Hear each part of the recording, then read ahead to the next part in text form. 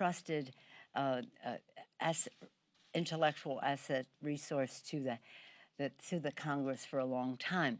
Why I mention it, though, is because while I was there, Senator Tester was presiding for Sherrod Brown, and I could congratulate him and to convey to Senator Moran the great news that the Senate Democrats and Republicans had come to agreement with us on the PACT Act. This is something for our veterans and their families. For many years, people have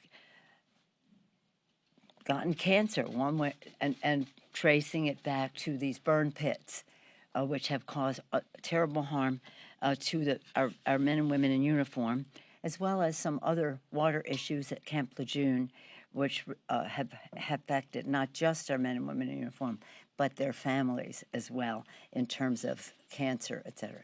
So this is a very big deal for us this week, a wonderful, wonderful accomplishment in a week that was sad, started off so sadly, and continues to be sad in terms of what happened in Buffalo. Not only in Buffalo, where white supremacists murdered 10 people, in Dallas, where 3 women were shot in a Korean hair salon, and in California, where worshippers were murdered in an anti-Taiwanese attack there. Yesterday, House Democrats took action to combat domestic terrorism by passing the Domestic Terrorism Protection Act.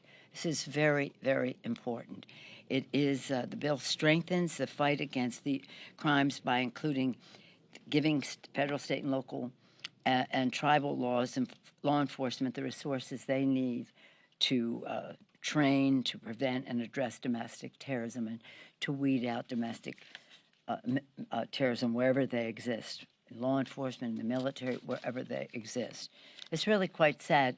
Our chairman, Benny Thompson of the Homeland Security Committee, for years has been talking about the issue of domestic terrorism, and in his hearings, the head of the FBI even said that America is more exposed to violence from domestic terrorism than global terrorism. Today, we'll be on the steps of the Capitol, led by CBC Chair Joyce Beatty and the Congressional Tri-Caucus, Black Caucus, Hispanic Caucus, and Asian Pacific Caucus, will go on the steps of the Capitol to honor those killed and to demand action. It's not just about guns. That we will never rest until we address the gun issue, until we solve it. But we must loudly call out against the replacement theory and denounce those who have allowed and even encouraged the bigotry.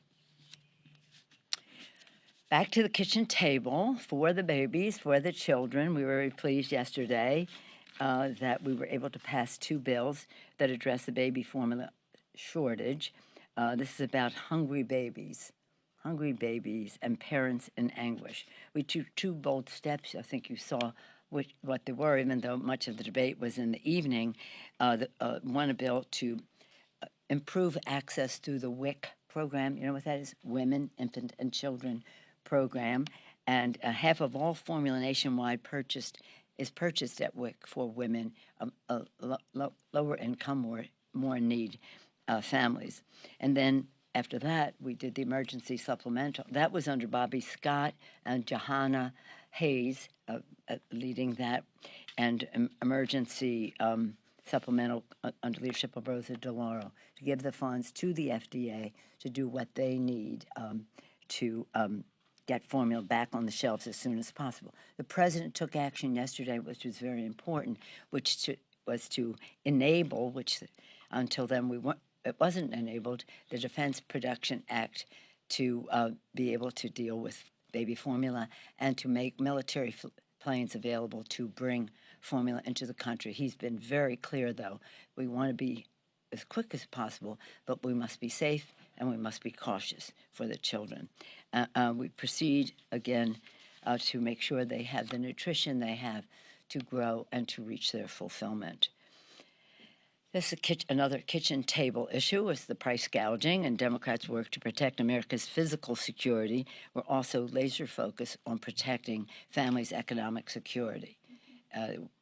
While families are struggling and they're having to pay high prices at the pump, some of it caused by the Putin price hike, some of it because of lower supply because of COVID or just decisions made by some other countries. We do also see with the 7 largest oil companies announcing buybacks that could total $41 billion this year alone. And again, why is this not being passed on to the consumer when they have all of the success that they have? We'll soon pass the Consumer Fuel Price Gouging Prevention Act to crack down on big oil's price gouging, which spikes prices at the pump for America's family. The bill, what it does is enables the president to issue an energy emergency declaration that will prevent oil and gas companies from imposing exploitive, excessive gas and home energy prices on families. Another kitchen table issue, Democrats are working to lower food prices by working for the grocery store with the Ag Committee yesterday marking up bipartisan bills that will help consumers and agriculture producers. All these issues, like the price of oil, affect the cost to farmers as well.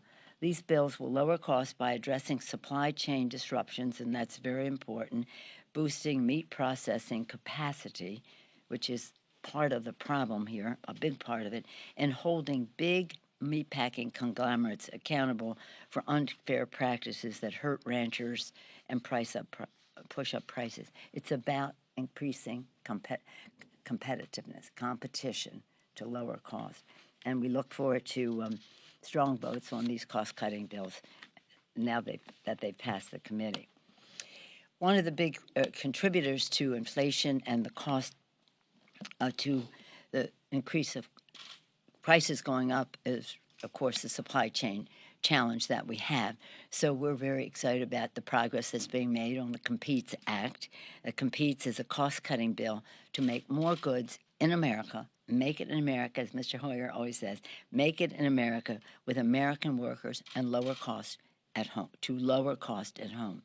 As you know, $52 billion for chips, and semiconductors, $40-some billion for supply chain challenges, and make more critical goods made in the United States, and bolstering our U.S. research and innovation, strengthening U.S. global leadership. It is such a busy time. We have so much going on, and we're so pleased that we're proceeding in such a strong bipartisan way with the COMPETES Act. It's a transformational bill for America. It will make us independent, will make us self-sufficient, and so that consumers can benefit from that. Right now, there's a lobbying effort going on. The Chinese Communist Party is having a big lobbying effort going on, but we are confident that we will be able to pass the bill, and hopefully we can do so in time to celebrate our new independence on 4th of July.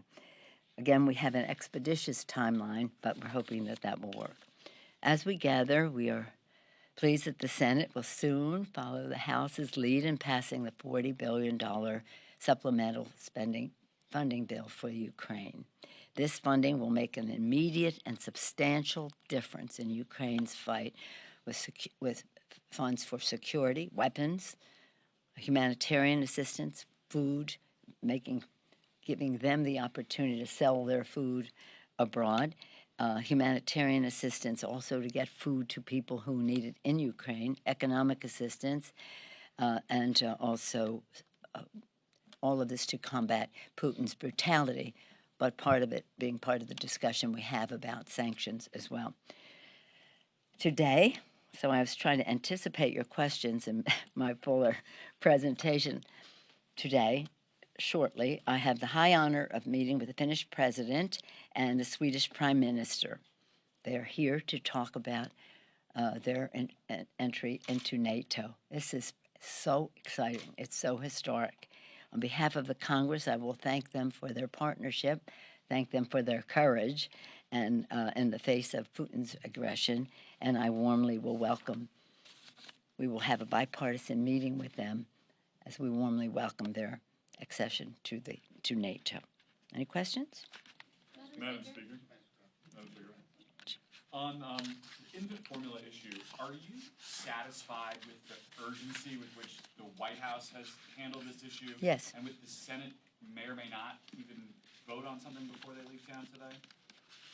Well, I don't know if they will do it when they leave town today, but the bill that we passed, the WIC bill, is a bill that perhaps you weren't here, but for those who were, we were here with Debbie Stabenow just the other day when she was introducing the bill with Bobby Scott and Johanna Hayes. So we have already gone down that path. And then in terms of them, yeah, I mean, we have to have the money for the FDA to do its job. So I think that we'll have some success. And what's the objection? We don't want to spend money on babies who are crying for food? Okay, let's have that debate, okay? All right. But you're fully satisfied with the administration? I am, yes. These things, first you have to analyze what the problem, how did this happen? How did this happen? Where is the problem? What is in the private sector, which has a big contract to supply all of this, where did that fall down? But in the meantime, you're seeking, in other words, it's one thing to solve the problem for it as we go forward. It's another thing in the here and now to get that baby food on the shelf, that baby formula, the infant formula on the shelves. So the president has been very clear. We want to be as fast as we need to be, but we have to be safe and we have to be therefore cautious. And they have taken the steps. I'm very pleased with the president did yesterday, but what they have been doing as we go along. It's never soon enough to have food for a crying baby. Madam Speaker, yeah. About the price gouging bill, so even if this does pass the Senate, it will take time to implement. What's your message to the American people who are looking for relief right now and are asking the question, why aren't you guys doing something that would have a more immediate impact? Well, we're doing a number of things. We're doing market manipulation, actually, today as well. But the fact is that this situation had to be addressed for now. Everything we're talking about how do we solve it for now, but how do we prevent it from the ongoing? The fact that it might take a little while to implement is not a reason not to do it. When they are exploiting the market in the manner in which they are. So we are very proud of the work our committees have done. We announced that here, again, House and Senate, was that a week ago, a couple of weeks ago, lost track of time, but recently, and we will do this and other things to help with the price at the pump. A lot of it is about supply, and those are negotiations that have to go on about supply. And countries just not ratcheting up the supply, or people here not drilling, using the permits they have to drill in our country. So it's multifaceted. It's not one thing. But this is for the ongoing. Stop price gouging of the American people. Let us have the market manipulation tools to stop market manipulation tools that we need for the FTC. That's what these two bills will do. For now, a couple members of both parties have expressed a concern. You have another incremental phased reopening here at the campus May 30th. I got members of both parties saying they'd like it to happen wider and faster because they're saying no to school groups. Yeah, no, it's. Can you use your office to make it happen faster? Well, since I'm not the House Capitol physician, no, I can't. So that if I ruled the world, we wouldn't have COVID, and we certainly would have treated it differently 2 years ago when it reared its ugly head. But this is all based on the Capitol physician and what he enables us to do, working with the Sergeant at Arms. But we all want our people to come. This is the people's house. The joy of it all is to see school groups and others come. And there's a lineup. In other words, they're trying to move people in as quickly as possible, but as safely as possible. So this is not up to me, and it's up to the official Capitol physician as well as the Sergeant at Arms. Madam Speaker. Yeah, what do you got? Good morning. Hi. In order to maintain control of the House, you you obviously need all of your Democrats on the same page. It seems like there is a lot of blowback against the head of the DCCC, Sean Patrick Maloney, what district he will run in, all these maps in New York. Yeah. Some younger members of the party going after him. Is he putting himself in the appropriate position here in terms of his personal race to be able to manage things across the board for the fall? I'm not getting involved in the politics of New York and their redistricting. He, as well as other members of the New York delegation, said they were going to run in districts where their home is. They'll find out what district that is on Friday when the announcement is made. The public period of comment was ended yesterday. Friday, they'll make an announcement. That's what that This is. doesn't affect the party at large here. Not at all. Not at all. Why, Hey, why not, though? You said, I can understand because it getting involved in doesn't. New York. It doesn't. We have a great chairman of the DCCC. He's a master of the 3 M's: the mobilization, own the ground to get out the vote, the messaging that is non-menacing, that fuels the get out the vote, and the money, the resources needed to do that. He has worked very hard. I'm very proud of the work that he's done. He is elected by the members. He's not appointed by the Speaker. He's elected by the members, and welcome to our world. Have you heard any complaints about me and politics and everything? Once or twice. We get Yeah. Well, we don't agonize, we organize. Yeah. Yes, Jake. Yeah. Speaker, I want to ask 2 questions since we're not here the next couple of weeks. Number 1, on COVID relief, when do you anticipate 4-corner negotiations? And did you next session? And then we'll start. And the FDA had a whistleblower report on the formula issue and has not even, as of, I mean, I think the FDA commissioner today was in front of the Senate, didn't talk about why they didn't respond quicker to that whistleblower report that Rosa DeLauro, I think, was the one that put out. I'm curious if you could address that. Yeah, here's the thing. On the FDA, I got to go. I got 2 heads of state, but let me try to be brief. You're going to be there? Do you care about heads of state or just care about New York redistricting? NATO, security, the whole thing. Here's the thing. To the point of the whistleblower, there was a whistleblower in October regionally. That was reported regionally and that was investigated, and there wasn't found to be the problem as described, so it wasn't reported up the line.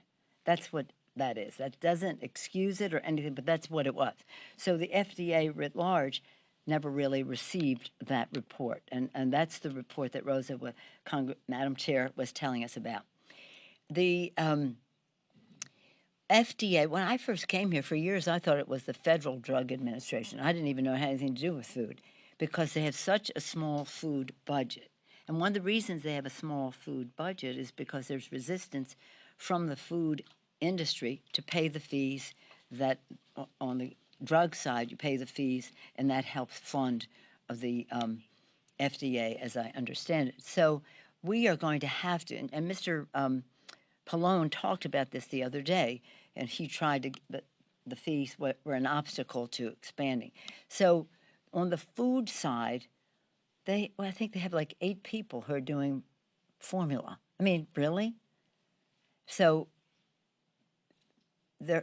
we have to, again, think in terms of the here and now and the future, and we have to give more resources to the FDA to do its job to protect the American people. And one more point that you didn't ask about, but that I said the other day, is the FDA doesn't have the authority to recall and drugs on the drug side. They don't have that. You think they do, don't you? Didn't you think they had the authority to recall? They don't. They can talk about it, and then by moral suasion, bad press, or whatever it is, the company would then fall down. So we have in the CHIPS Act the ability for them to recall, and Rose's bill has a small amount now, but 26 million or whatever the final figure ends up to be, that helps with this here and now. But we really do have to look at how we deal with the food part of the food and drug. Yes, sir. I was curious how concerned you are about the problems that are piling up: inflation, gas prices, the baby formula shortage. impacting your ability to hold the House? We are, look, we do our elections one district at a time. And we have our candidates here this week. Spectacular. More to come as primaries happen. Spectacular. So when I talked about the 3 M's, you've done money, mobilization, message, money.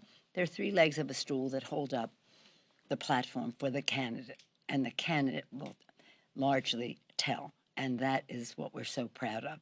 So there are challenges. There's no question we would like COVID to have not had other variants emerge, but it did, and it's being dealt with. The inflation issue is related to COVID. It's also related to other factors in terms of supply and the rest. And even though some apologists for the very wealthy are saying it doesn't have anything to do with unemployment going down, it does have something to do with that. So again, it's not about whether it exists or not. It's about what are we doing about it, the recognition, and what are we doing about it. And one of the biggest things we're doing about it, of course, is the Competes Act. Another is to take down the price at the pump. Another is to reduce the cost of food in these agriculture bills that we are doing. And then obviously the baby formula is something that we don't even consider political. That's right at the kitchen table. So we think from the standpoint of the kitchen table that there is no comparison between where, I mean, they don't even vote for domestic terrorism. Isn't that sad? Even 3 of the authors of the sponsors of the bill on the Republican side didn't vote against domestic terrorism. Safety, it's the oath we take, protect and defend. Safety is a critical issue, and that is where we have to show, and we would hope that all of this would be bipartisan. This is not to find an issue to campaign on. It's about trying to meet the needs of the American people. So I'm not, I have absolutely no intention of the Democrats not winning the House in November. I think that in terms of the work that this president has done, and he's been a great president. I don't know about polls, but I do know about winning the races one district at a time. When we won in 18, we won 40 seats, 31 in Trump districts. They're giving me this clue. 31 in Trump districts. He wasn't on the ballot. I said, now comes the hard part, because he's now on the ballot in 2020. So we lost about a third of those seats, but the ones who won are practically ironclad. Some of them have little different tweaks for better or worse on redistricting, but we expect them all to come back and to add to our number. So thank you for giving me the opportunity to talk about the optimism we have about how urgent this election is. Our democracy is on the ballot. People expect that to be taken care of. They want to know what we're doing about their kitchen table issues, food, education, prescription drugs. You want to talk about prescription drugs? Only 12 of them voted with us to make insulin cheaper. So our democracy on the ballot, freedom that springs from our democracy on the ballot. A woman's right to choose is on the ballot, and that is a kitchen table issue.